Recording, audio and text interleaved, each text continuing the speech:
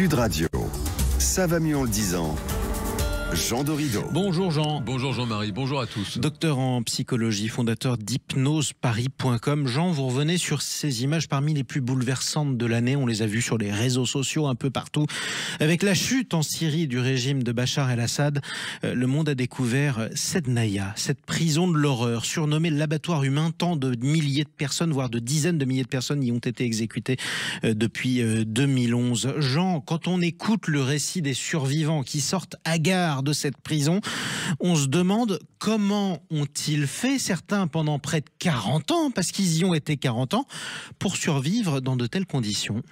C'est vraiment le mot que vous employez, Jean-Marie, complètement hagard, complètement hébété. Alors évidemment, c'est l'avenir qui va permettre d'observer précisément les séquelles que présentent ces individus qui ont vécu l'horreur. Et ce qui est observable pour le moment, c'est effectivement, outre évidemment les traces physiques des traitements inhumains que ces personnes ont subis, eh bien, ce sont des fonctions cognitives extrêmement altérées. Plusieurs cas sont rapportés de personnes complètement hébétées qui ne savent plus même qui elles sont. Ils donnent leur numéro de détenu pour certains à la place du nom. Dépersonnalisation complète, ça fait évidemment froid dans le dos et ça ajoute au désespoir des familles qui peinent d'autant plus à retrouver leurs proches disparus. Alors justement sur ces fameuses fonctions cognitives altérées, Jean, est-ce que ça a déjà été étudié par vos confrères? Alors oui, bien sûr, les effets psychologiques de la torture en fait sont étudiés depuis toujours. Lorsqu'il s'agit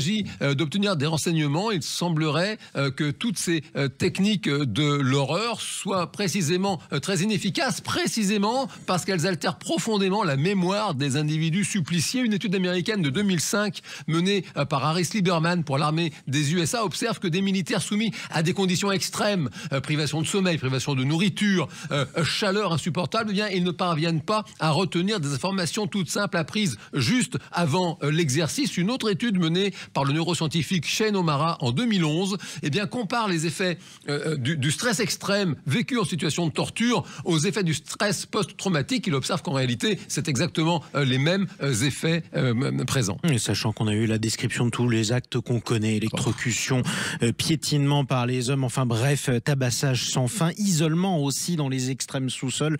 Voilà ce qu'ont subi ces gens. Alors Jean, tout ça, c'est pour les conséquences sur la mémoire, mais est-ce qu'on sait comment les personnes ont tenu du coup pendant toutes ces années avec tout ce qu'on vient de décrire? Alors, ces questions aussi sont étudiées par les psychologues. 3 Américains, notamment Jeff Greenberg, Tom Pyszczynski et Sheldon Solomon, sont à l'origine de ce qu'on appelle la théorie de la gestion de la peur, le terror management.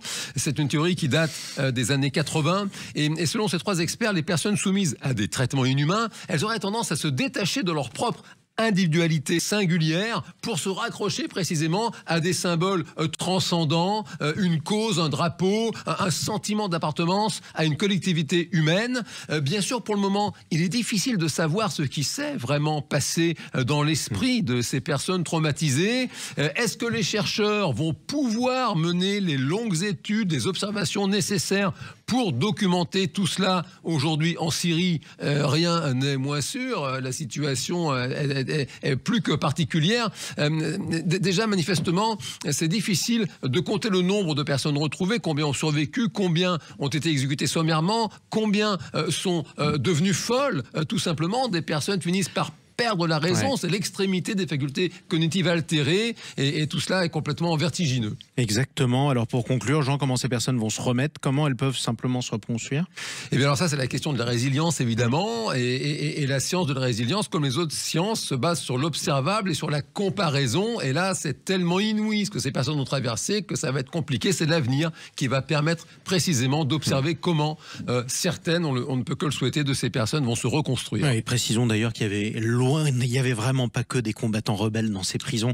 Vous aviez des gens raflés au hasard, même un môme, parce que c'en était un Libanais qui avait été raflé au hasard d'un checkpoint au Liban il y a 40 ans quand la Syrie occupait le pays. Il en est sorti 40 ans plus tard. Voilà ce que ce régime sanguinaire a fait.